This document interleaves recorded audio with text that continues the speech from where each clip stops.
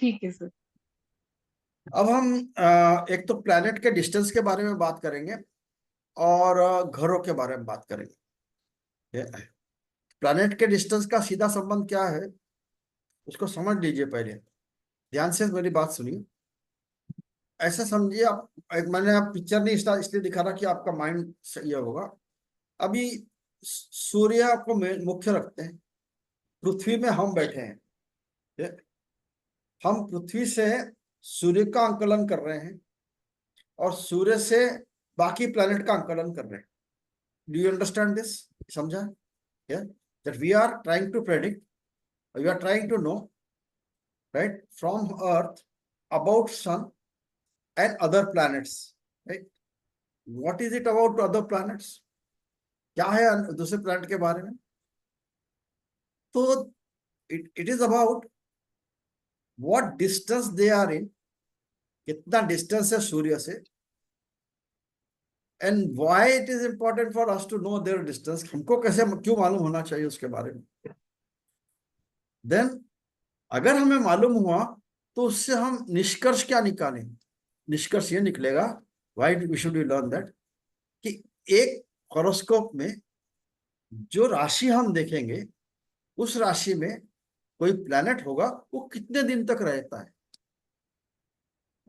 एक प्लैनेट एक राशि में उसका कितने दिन तक स्टे है, कितने दिन का वो मेहमान है, कितने दिन का वो राशि लॉर्ड हो गया, लैंडलॉर्ड हो गया, क्या ये मेहमान हो गया प्लैनेट आपका। तो इसमें सूर्य जो है, सूर्य वैसे रूलिंग है, लेकिन सूर्य जब किसी राशि के सामने आता है तो वो उसका एक राशि का वो मेहमान है, एक महीने का है। ये लिख सकते हो आप, सूर्य का भ्रमण उसका। अच्छा सुनिए, कुछ शब्द यूज करूंगा, भ्रमण। भ्रमण यानी सब प्लैनेट घूम रहे हैं। ट्रांजिट, ट्रांजिट का भी वही मतलब है, सब प्लैनेट जब घूमते हैं और उनका ट्रांजिट कहते हैं, ट्रांजिटिंग। तो भ्रमण, उसको भ्रमण वर्ड होता है, ट्रांजिट वर्ड होता है। उसको गोचर भी कहते हैं हमारे ज्योतिषी भाषा में, तो गोचर है। तो एक प्लैनेट का गोचर या भ्रमण, तो सूर्य का जो भ्रमण है ये शुरू होता है अप्रैल के 14 तारीख। 14 अप्रैल को शुरू होता है और साल भरे में 12 राशियां कवर करता है। एक राशि में एक महीना रहता है। डिसिप्लिन है ना, बड़े परफेक्ट। वो राशि में एक ही महीना रहेगा फिर दूसरी राशि जाएगा। और जब राशि चेंज करता है एक सूर्य, उसको संक्रांति का दिन कहते हैं। सूर्य की पहली राशि होती है जो अप्रैल महीने में, वो मेष राशि होती है। फिर मई महीने में 15 तारीख को वो वृषभ में जाता है। जून महीने के 15 तारीख को वो जाता है मिथुन में। जुलाई के 15 तारीख को जाता है वो कर्क में। अगस्त के 15 तारीख को वो जाता है कन्या में, सॉरी सिंह में। सितंबर के 15 को जाता है कन्या में। अक्टूबर के 15 को जाता है लिब्रा में यानी तुला में। नवंबर के 15 को जाता है धनु में। और जनवरी के 15 को जाता है मकर में, उसमें मकर संक्रांति होती है जब मकर से निकल है। फिर मकर से जनवरी के 15 को वो जाता है फिर कुंभ में, सॉरी मकर में। मकर से फिर वो जाता है फरवरी के 15 को कुंभ में। फिर 15 फरवरी से 15 मार्च कुंभ में रहता है। 15 मार्च से फिर 14 अप्रैल तक मीन मीन राशि यानी 12वें नंबर राशि। ऐसा सूर्य का भ्रमण है। तो 12 हर राशि में सूर्य एक महीने का रहता है। सूर्य के साथ में एक हॉरोस्कोप में भी शुक्र और बुध पास में दिखेंगे, या वही घर में या पीछे का घर या आगे का घर। तो इनका भी भ्रमण एक महीना या 25 दिन या 1.25 महीना, एक महीने से 1.25 महीना ऐसा रहता है। तो ये भी 12 महीने में 12 राशियां कवर करते हैं। कौन? शुक्र और बुध। अभी पीछे आना, लास्ट में लूंगा राहु केतु और चंद्र को। और मंगल, मंगल जो है इसको आउटर प्लैनेट कहते हैं। अभी तक के सूर्य जो है, शुक्र और बुध, इनको इनर प्लैनेट कहते थे क्योंकि वो एक सूर्य के दायरे में ही है। आउटर प्लैनेट जो बीच में पृथ्वी आया तो उसमें बाहर का प्लैनेट है, वो मंगल है। मंगल एक राशि में 1.5 महीना रहता है, 1.5 मंथ, यानी 12 राशि वो 18 महीने में कवर करता है। 18 months, 1.5 year। तो 1.5 month इज एवरी राशि मंगल। ये जरूरी जानना। इसके बाद में बहुत दूर और सबसे बड़ा गुरु है। इसलिए गुरु क्योंकि दूर है, उसका जो राउंड होता है, घूमने का जो सर्कल होता है, वो थोड़ा धीरे स्लो है। एक राशि में वो एक राशि में वो 1 साल रहता है या 13 महीने। गुरु जहां सूर्य 1 महीना रहता है, जहां मंगल 1.5 महीना रहता है, गुरु एक राशि में 1 साल या 13 महीने रहता है, 13 months। इसका मतलब क्या हुआ? 12 राशि वो 12 साल में कवर करता है, जहां सूर्य 1 साल में कवर करता है ना। इसके बाद में आते हैं शनि पे। शनि बहुत दूर है, और उतने दूर, जितना दूर सूर्य से गुरु है, उससे भी ज्यादा दूर गुरु से भी शनि है। शनि क्योंकि बहुत दूर है, बहुत स्लो चलता है। शनि क्योंकि सूर्य से बहुत दूर है, ठंडा है। शनि वहां काला हो गया, उसपे छाया ग्रह कहते हैं उसको। सूर्य का पुत्र है, वो छाया ग्रह है, उसमें छाया है, इसलिए उसको क्रूर कहते हैं। मंगल को भी क्रूर ग्रह कहते हैं, और शनि को भी क्रूर ग्रह कहते हैं, राहु केतु को भी क्रूर ग्रह कहते हैं। शनि का एक राशि में 28 साल रहता है, 30 महीने, 30 months। और 12 राशि करने के लिए 30 years, 30 साल लग जाते हैं। तो आपके जन्म के समय जहां जिस राशि में वो शनि होगा, फिर से 12 राशि के 12 साल के बाद में फिर वो राशि में आएगा। तो अपने जीवन काल में 4 या 5 बार वो राशि में आता है वापिस वो। तो शनि के बारे में हुआ। अब लेते राहु केतु की बात।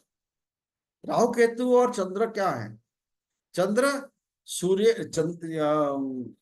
पृथ्वी के आसपास घूम रहा है। पृथ्वी सूर्य के साथ घूम रही है। पृथ्वी खुद में भी घूमती है, जो दिन होता है रात होता है, और पृथ्वी के साथ में भी घूमती है, जो 365 दिन होते हैं। तो पृथ्वी से सूर्य का 1 साल का भ्रमण है, जो 12 12 राशि में है ना। तो पृथ्वी के आसपास जब चंद्र घूमता है, 1 महीने में एक बार, 27 दिन में एक बार कंप्लीट करता है। इसका मतलब क्या है? 27 एक राशि में जो चंद्र है, वो 2.25 दिन रहता है। ओनली स्टूडेंट सबसे फास्ट है। चंद्र का भ्रमण एक राशि में 2.25 दिन का है, और 1 महीने में वो पूरी 12 राशि कवर करता है।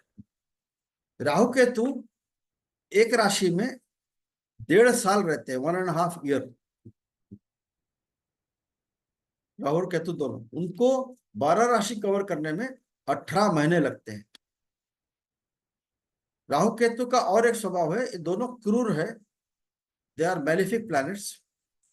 और ये पीछे चलते हैं, ये उल्टा चलते हैं। बाकी सारे प्लैनेट एंटी क्लॉकवाइज चल रहे हैं, ये क्लॉकवाइज चलते हैं।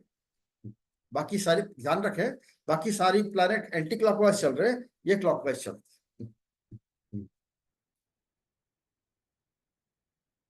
क्या ये प्लैनेट के बारे में हर एक राशि में कितना समय रहता है, ये क्लियर हुआ? सिंपल है ये। तो इसकी समरी क्या हुई? ये प्रेरणा जी, आस्था जी, ये आराम नोता जी, इसकी समरी क्या हुई कि सूर्य, शुक्र और बुध एक राशि में 1 महीना, मंगल एक राशि में 1.5 महीना, गुरु 1 साल, शनि 2.5 साल, ये राहु केतु 1.5 साल, चंद्र 1 महीना। बस इतना, सिंपल। अब इसके बाद में घर के बारे में बात करते हैं।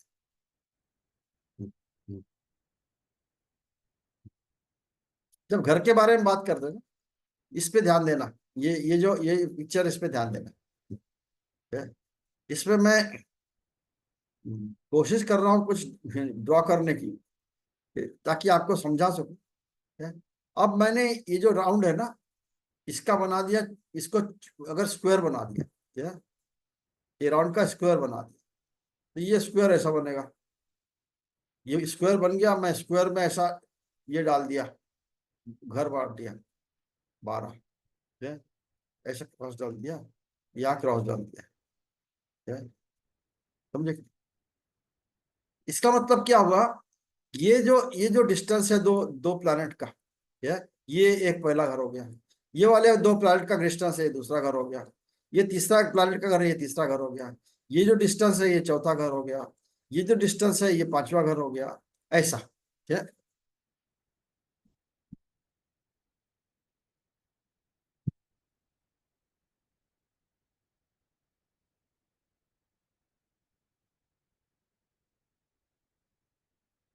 अब घर बोला मैंने, घर किसको बोलते हैं? ये 12 घर है, ये- अब ये जो घर होते हैं ना, अब इस चीज को ध्यान से देखना और सुनना,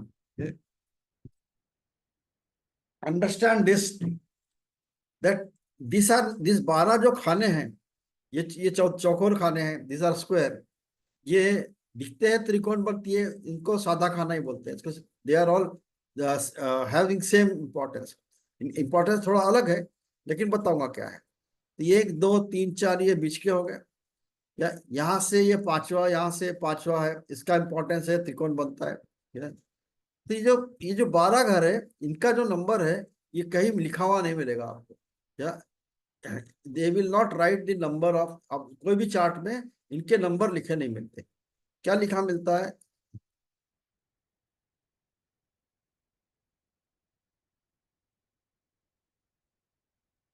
यहाँ पर कुछ भी लिखा नहीं मिलता, आपको खाली याद रखना है कि ये पहला घर है, मैं रोमन में लिख रहा एक, लेकिन यहाँ अगर कोई नंबर लिखा है, यहाँ मान लो 2 नंबर लिखा है, तो ये राशि का नंबर है, लेकिन है ये घर पहला, this is the first house, but ये राशि का घर लिखा है।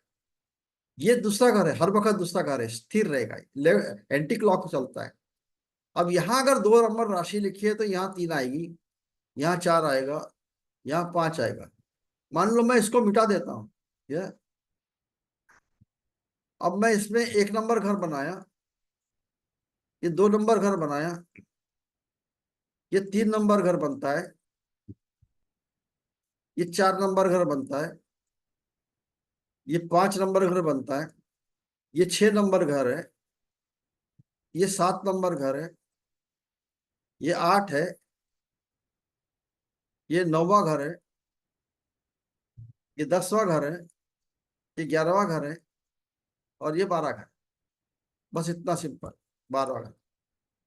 अब अगर इन घरों में किसी का भी चार्ट देखो आप, अगर यहाँ पे 1 नंबर लिखा है, यानी ये मेष लग्न हुआ, ये पहला जो घर होता है इंपॉर्टेंट घर है, इसको लग्न का घर कहते हैं, लग्न कहते हैं, असेंडेंट, अंग्रेजी में असेंडेंट, हिंदी में लग्न। किसी भी चार्ट में, किसी भी चार्ट में लग्न का घर सबसे इंपॉर्टेंट होता है, क्योंकि ये लग्न 2 2 घंटे में बदलता है, एवरी 2 आवर्स इट चेंजेस। ये 2 घंटे के बाद में यहाँ अगर 1 नंबर लिखा है, ये 2 हो जाएगा।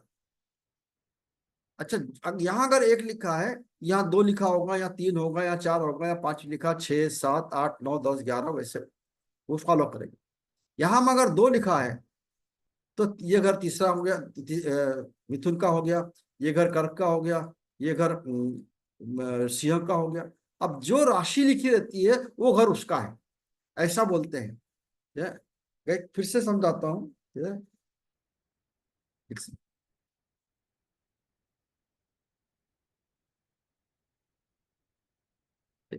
अभी ये पहला घर अगर है, ये पहला घर है, और यहाँ पर 1 नंबर राशि लिखी है, तो मैं क्या बोलूंगा इसको, 1 नंबर राशि, ये पहला घर जो है मंगल का घर है, या मेष का घर भी नहीं बोलूंगा, ये मेष राशि नहीं बोलूंगा, मंगल इसका स्वामी है, मंगल का घर है। ये लग्न है, तो ये बच्चे का लग्न मेष लग्न है, और ये मंगल का घर है। दूसरा घर जो है, ये गुरु का होगा, ये शुक्र का होगा, ये 2 नंबर लिखा रहेगा, शुक्र का होगा। तीसरा नंबर घर है, ये जेमिनी का है, ये बुध का घर है, क्योंकि जेमिनी राशि बुध का मालिक है, बुध जमिनी का मालिक है। 4 नंबर है, ये चंद्र का है, यानी चंद्र का घर बना। 4 नंबर यानी कर्क राशि, चंद्र का घर है। ये पहले घर में अगर एक रहा तो ये ऐसे बनेगा। अब इसको चेंज होता है, हर एक का जीवन काल में ये पहले घर में अलग अलग नंबर लिखे रहते हैं। अभी दिखाऊंगा आपका भी। ये यहाँ मान लो 4 नंबर लिखा है अंदाज के लिए, तो ये घर किसका बन गया? ये घर बन गया कर्क का, यानी चंद्र का। इसका जो लग्न है वो चंद्र का लग्न बना। ये दूसरा नंबर, दूसरे में 5 नंबर ही आएगा। अब दूसरा घर जो है ये सिंह का घर बन गया। तीसरा घर जो है ये कन्या यानी बुध का घर बन गया। चौथा नंबर यानी 7, यानी तुला, तुला यानी शुक्र का घर बन गया। 8 नंबर ये वृश्चिक है, या ये मंगल का घर बन गया, मार्स का। 9 नंबर धनु है, ये गुरु का घर बन गया। 10 नंबर मकर है, ये शनि का घर बन गया। 11 नंबर शनि का घर बन गया। तो जो राशि बनी रहती है, लिखी रहती है, वो उनका घर है। कैसे है इसको ऐसे समझाता हूँ एक बार, आप दूसरा आपको दिखा के। मेरे को बीच में क्वेश्चन पूछ सकते हैं अगर कंफ्यूज हो रहे। काफी लोग के चार्ट है यहाँ मेरे पास में। अब मान लो यहाँ मेघना का तो चार्ट नहीं था शायद, आस्था किरण का है। चलो किरण के चार्ट से समझा देता हूँ। इनके चार्ट में पहले घर में 6 नंबर लिखा है। या यहाँ से दूसरे घर में 7 हो गया, 8 9 10 11 12। ये पहला घर है, ये घर हर वक्त ये पहला ही रहेगा। या लिखा है, लिखो फर्स्ट हाउस, या लिखा है सेकंड हाउस।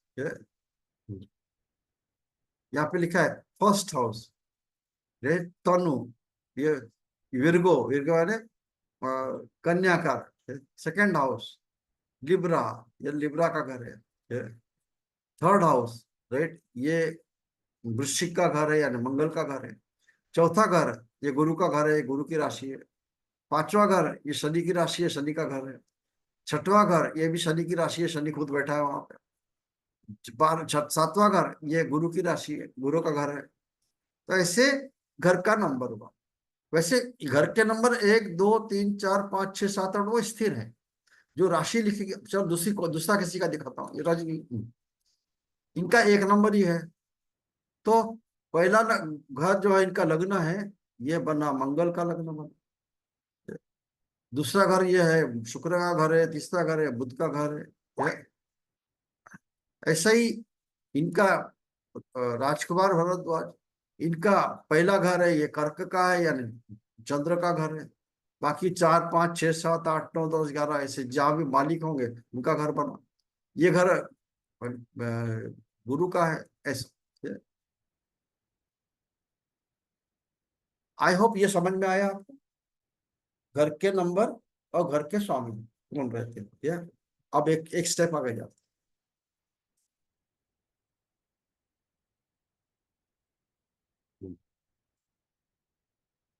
ये हर एक घर से हम कुछ स्वभाव देखते हैं लोगों का, तो उनका नाम दिया है घर का असर। तो पहले का नाम ऐसे लगना जरूर है, पहला घर है, लेकिन ये एक व्यक्ति का रंग रूप और स्वभाव, इसलिए उसका नाम तनु भाव दिया है।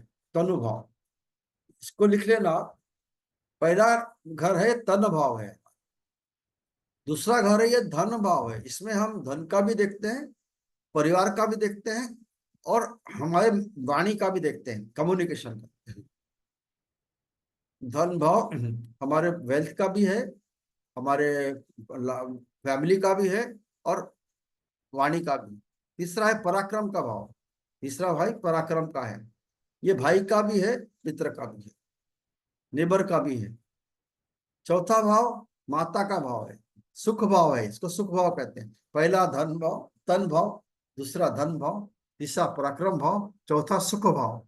सुख यानी माता, मकान, वाहन, यहाँ ये चौथे भाव से देखते हैं। 5वां घर है पुत्र का भाव है, पुत्र पुत्री का भाव है। यहाँ से विद्या और पुत्र दोनों देखते हैं, यानी बच्चा होना, बच्चा कैसा करेगा, वो सब का विचार होता है। 6वां घर जो है आपका, जो शत्रु होंगे, हिडन एनिमी, रोग होंगे आपके छोटे मोटे, या आपका जो लिटिगेशन चल रहा होगा ये, या लोन होगा, ये कंपटीशन होगा। छठवां घर जो है ये इसको शत्रु, रोग, रिपु, ऋण का घर कहते हैं। रोग, रिपु और ऋण, तीन घर, तीन नाम है। रोग यानी डिजीज, रिपु यानी शत्रु, और ऋण यानी लोन।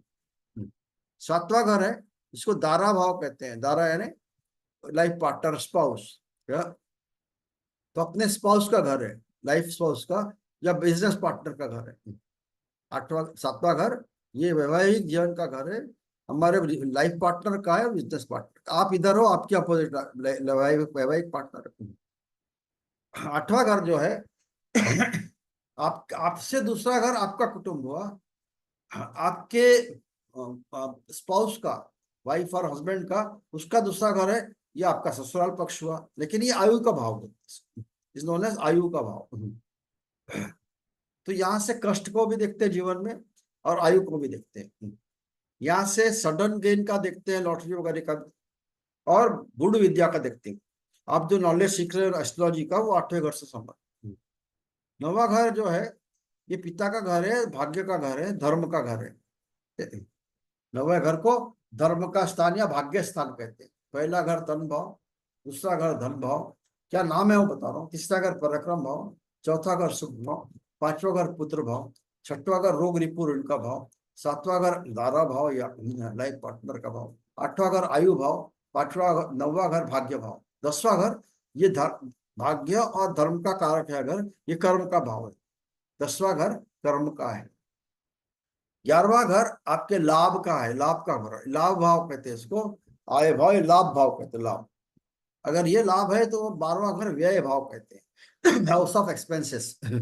यहाँ से हम विदेश का देखते हैं, हॉस्पिटल का देखते हैं, और जेल का देखते हैं। 12 भाव में क्या क्या मुख्य चीजें देखते हैं, मैं फिर से रिपीट करता हूँ। पहले भाव से आपका पर्सनालिटी देखते हैं, आपका नेचर देखते हैं, आपका ये पर्सोना देखते हैं, सुंदरता देखते हैं, प्लस आपकी आत्मा भी यहां से देखते हैं। दूसरे घर से आपका बात करने का तरीका, वाणी, आपका फैमिली, उनका वेल्थ, आपका वेल्थ, धन भाव। तीसरा है आपके भाई बहन, आपके लेबर, रिटर्न कम्युनिकेशन, लिखित काम, प्लस आपके छोटे मोटे यात्रा। मुझको मुख्य भाई बहन का घर। चौथा घर है माँ का घर, ये आपका घर है, आपके परिवार का, या आपके भाई बहन का, या आपके माँ का घर। सुख भाव, यहाँ से आपका प्रॉपर्टी बनाना और वाहन और बेसिक एजुकेशन वो भी देखते हैं। छठवां घर है आपका पुत्र पुत्री होना या पुत्र पुत्री का हो, इंटेलिजेंस का घर है, आपके बुद्धि का घर है, ये भी एजुकेशन का भाव है, मिडिल क्लास का। छठवां घर है ये आपके जीवन में कोई हिडन से हिडन एनिमी होंगे उसका है, छोटी मोटी बीमारियां होती रहती उसका है, और मुकदमे चलते आपके, लिटिगेशन चलते उसका है, लोन लेते आप उसका है, कॉम्पिटेटिव एग्जाम्स का है, कंपटीशन का घर है छठवा।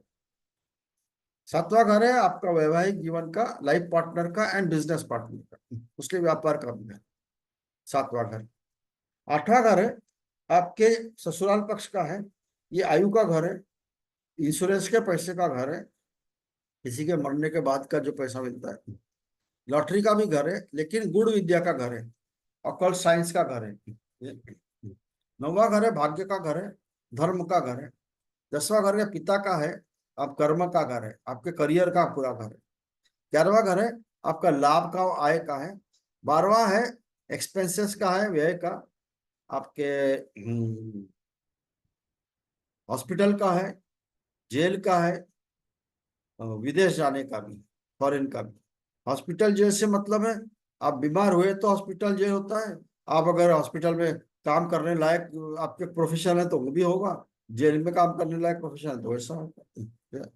ये सभी घर के बारे में जानना जरूरी है। क्यों? यहाँ हम कौन से प्लेनेट बैठे हैं, कौन सी राशि में बैठे हैं, वैसा उसका स्वभाव बताएंगे, घर का स्वभाव उसके साथ जोड़ के बताएंगे। ये भेजूंगा आपको, इसको थोड़ा हमको कहीं भी एक चार्ट रख के उसका याद करना। ये लिख के दिया है यहाँ पे। पहला हाउस है सेल्फ, दूसरा हाउस है वेल्थ, तीसरा हाउस है सिबलिंग, फोर्थ हाउस है mother and home, fifth is children, six is enemy, seventh is spouse, eighth is death, ninth is fortune, 10th is career, 11th is gain, and एनलाइटिस, 12th is enlightenment, enlightenment लिखा है, मोक्ष लिखा है, लेकिन वह एकाकार है। क्या? इसके घर के जो है क्लासिफिकेशंस है, कल उसको और क्लियर करूंगा। ये क्लासिफिकेशन कैसे रहते हैं उसको खाली दिखा देता हूँ, है ना, जाते जाते यही बात कर।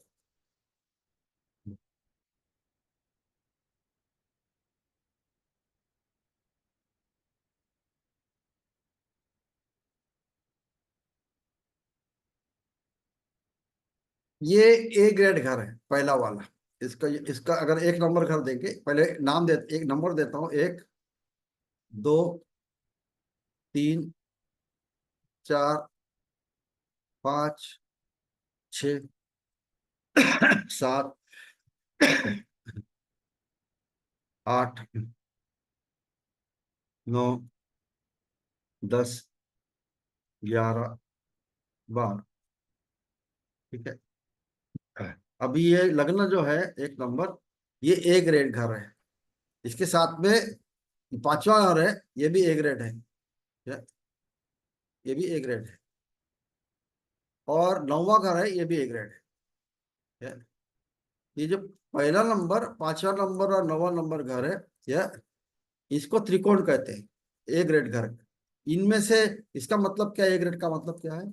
इसमें जो राशि होगी उसके मालिक या जो प्लैनेट होंगे वो ए क्लास रिजल्ट देंगे, अच्छा रिजल्ट देंगे, पॉजिटिव रिजल्ट देंगे। उसके बाद बी ग्रेड कौन से है? ये बी ग्रेड है, चौथा नंबर घर ये बी ग्रेड है। सातवां नंबर घर ये बी ग्रेड है। और 10वां नंबर घर ये बी ग्रेड, ये भी बहुत अच्छे हैं, इनको केंद्र कहते हैं, ये त्रिकोण कहते हैं इसको केंद्र। इसमें त्रिकोण को अंग्रेजी में ट्राइन कहते हैं। अंग्रेजी बुक्स में इसको ट्राइन करके मिलेगा। और ये केंद्र है, केंद्र यानी क्वाड्रंट, इसको क्वाड्रंट करके कहते हैं। क्या? केंद्र जो बी ग्रेड है, यहाँ पे कोई भी प्लैनेट बैठा है वो भी अच्छा रिजल्ट देता है। यहाँ का प्लैनेट उसका अगर राशि ये त्रिकोण में है तो राजयोग बनता है, या त्रिकोण का मालिक केंद्र में बैठा है तो राजयोग बनता है। यहाँ अगर कोई भी प्लैनेट अपने घर में बैठा हो, ये जैसे मान लो गुरु है, यहाँ पे धनु राशि लिखी है, धनु राशि में गुरु बैठा है, तो उसको हम अच्छा योग कहते हैं, पंच महापुरुष योग कहते हैं। क्या? हर्ष पंच महापुरुष योग कहते हैं। अगर शुक्र अपने राशि में बैठा है तो उसको मालव्य महापुरुष योग कहते हैं। अगर मंगल अपने राशि में बैठा है ये केंद्र में तो उसको रुचक महापुरुष। हमको याद नहीं रखना है, खाली बता रहा आपको। फिर ये दूसरा घर क्या हुआ? दूसरा घर धन का है, और 11वां घर लाभ का है, वहां उसका इंपॉर्टेंस है। लेकिन दूसरे घर को हम मारक घर भी कहते हैं, इसलिए उसका सी ग्रेड दिया है। 11वें घर को हम बाधक घर भी कहते हैं, वो मैं अलग समझाऊंगा। 10वां, दूसरा और 11वां, लेकिन ये बहुत इंपॉर्टेंट घर है दोनों। ये तीसरा घर जो है ये पराक्रम का घर है। ये इसको छठवें नंबर घर से जोड़ते हैं, 10वें नंबर से जोड़ते हैं, 11वें से, तो उपचय भाव कहते हैं इसको। जॉब के लिए 3, 6, 10 और 11 ऐसे घर देखते हैं, वो दिखाऊंगा बाद में। सबसे खराब घर कौन सी है? 6 नंबर घर, ये डी डी ग्रेड है, डी ग्रेड। 8 नंबर घर डी ग्रेड है, और 12 नंबर घर डी ग्रेड। इनको दुख स्थान कहते हैं, ये दुख स्थान है डी ग्रेड वाले। ए ग्रेड वाले त्रिकोण है, ट्राइन। बी ग्रेड वाले केंद्र है, अच्छे घर हैं, बहुत अच्छे हैं। 2 और 11 ये धन और लाभ के भाव है, लेकिन मारक बाधक है। 3 नंबर पराक्रम का भाव है, जो कि आपके जॉब के साथ में जुड़ा है, अगर छठवां और 10वां घर भी जुड़ा रहा तो। लेकिन छठवें नंबर घर, 10वां नंबर घर और 11वां नंबर घर, ये जो 3 घर होते हैं, ये इनको हम कहते हैं उपचय भाव। क्या? ये समझ में आया? मुश्किल है? कॉम्प्लिकेटेड है? नहीं। क्या? हमने क्या देखा आज? 12 घर देखे। 12 घर को 12 खाने क्यों होते हैं वो देखे। 12 खाने में पहला नंबर, 5वां नंबर, 9वां नंबर खाना जो उसको त्रिकोण कहते हैं, ट्राइन कहते हैं, वो उसको देखे। उसके बाद में हम चौथा नंबर घर, 7वां नंबर घर, 10वां नंबर घर, इसको केंद्र कहते हैं, केंद्र कहते हैं, उसको देखा। ए और बी ग्रेड देखा। सी ग्रेड में हम दूसरा 11वां घर देखा, जो कि लाभ और धन का है। फिर तीसरा नंबर, छठवां नंबर, 10वां नंबर, 11वां नंबर घर देखा है जॉब के लिए। और 6, 8, 12 ये घर देखा, डी नंबर जो अच्छे नहीं होते, ये घर का स्वभाव है। तो हमने आज प्लेनेट के बारे में जाना। पिता है, माता है, पुत्र है, प्रिंसेस है, ये आपका गुरु है, वॉरियर है, ये जज है। आपके राशियों के बारे में जानना, राशियों के मालिक के बारे में जानना। ये एक 1, 8 है मंगल है, 2, 7 है बुध है, शुक्र है, 3, 6 है बुध है, 4 चंद्र है, 5 गुरु है, 9, 12 5 सूर्य है, 9, 12 गुरु है, 10, 11 शनि है। बस इसको याद रखना है। इसको ऐसे चार्ट बना के रख लेना। ये एक बार याद हो जाना तो इसके बाद में कल आपको प्लैनेट के स्ट्रेंथ के बारे में कुछ बताऊंगा कि प्लैनेट का स्ट्रेंथ कैसे देखते हैं। घरों के बारे में स्ट्रेंथ बता चुका मैं आज। फिर हमको थोड़ा सा मैं आपको फ्रेंडशिप के बारे में समझाऊंगा, और हम ये समझाऊंगा कि अभी अभी बता देता हूँ, कल भी और एक बार समझाऊंगा। गुरु और शुक्र ये दोनों सौम्य प्लैनेट है, सबसे अच्छे प्लैनेट है। ये जहां भी इनकी दृष्टि रहती है वो अच्छा करते हैं, कुछ छोड़ के वो बताएंगे आपको। इसीलिए उसको सौम्य प्लैनेट का है, अच्छा प्लैनेट का है। चंद्र और बुध ये भी सौम्य है, लेकिन इनका चंद्र जो होता है, अगर कृष्ण पक्ष में जन्म है किसी का जबकि अमावस्या हो रही है पूर्णिमा के बाद, तो वो चंद्र अच्छा नहीं है, उसको क्षीण चंद्र कहते हैं, तो उसको क्रूर में जाता है। और अगर अमावस्या से पूर्णिमा की तरफ, पंचमी के बाद में, अमावस्या के पंचमी तक, सॉरी कृष्ण पक्ष के पंचमी तक वो अच्छा ग्रह है, वो उसको सौम्य कहते हैं उस चंद्र। बुध क्या है, बुध अगर अकेला रहा तो उसको सौम्य कहते हैं, और क्रूर के साथ रहा तो उसको क्रूर कहते हैं। इनका ये दो है, तो 4 क्रूर ये चलेगा। बाकी मंगल, शनि ये दोनों क्रूर ग्रह है। मंगल शनि क्रूर है राहु केतु क्रूर है। इसका मतलब क्या है, मंगल शनि राहु केतु अपनी दृष्टि में या किसी के साथ, अगर अच्छे प्लैनेट के साथ अच्छे घर में बैठे हो तो ये वहां की हानि करते हैं। किसी घर को देख रहे हैं हानि करते हो तो कल देखते हैं उसके बारे में, ठीक है। वहां से आपका प्रेडिक्शन का एक छोटा छोटा चालू हो जाएगा, ठीक है? कैसा रहा आज का, आपको समझ में आया सब?